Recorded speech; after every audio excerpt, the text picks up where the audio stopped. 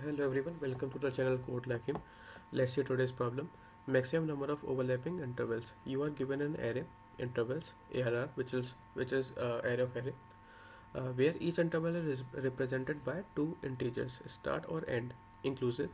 Return the maximum number of intervals that overlap at any point in time. So we are given an array of array, where each element contains an array of two integers. The first integer is the starting time, and the second integer is the ending time. So we need to find the maximum number of intervals that are overlap. So let's say this example. So the first interval starts at 1 and end at 2. The second one starts at 2 and end at 4, and the third one starts at 3 and end at 6. So by this diagram we can see that these two intervals overlap because we have 2 to 4 and 3 to 6. So this part is the overlapping part, and we have maximum number of overlaps is 2. And let's see this example: 1 8 2 5 5 6 3 4. So the answer is 4 because the overlapping intervals are 1 to 8, this interval, then 2 to 5, 5 to 6, and 3 to 7. Because the ranges are inclusive, so this interval is also included as a overlapping interval.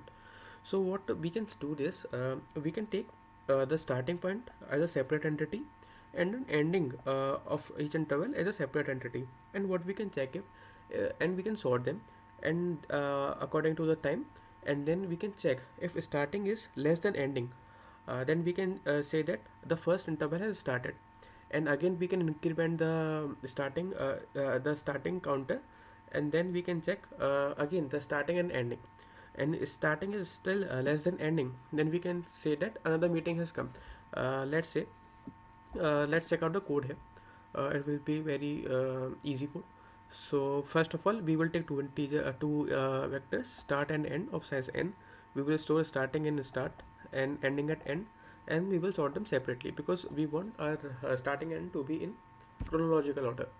So we will iterate over. We will take two variables I and j, I for the start and j for the end, and current overlap is 0, and maximum overlap, which will hold the answer, is also 0.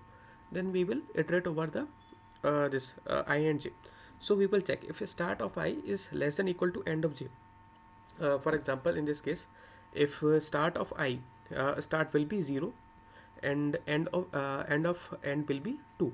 If start of I is less than end of j, which means the first interval has started, so we will increment our current overlap by 1 and increase the I pointer. Else, which says that the if starting is ending is greater than starting of j, it means an interval has ended, so we will decrement the current overlap, and we will increment j plus plus, and we will at each point we will check if maximum overlap, to maximize our maximum overlap, we will take maximum overlap and the current overlap, and we will return maximum overlap.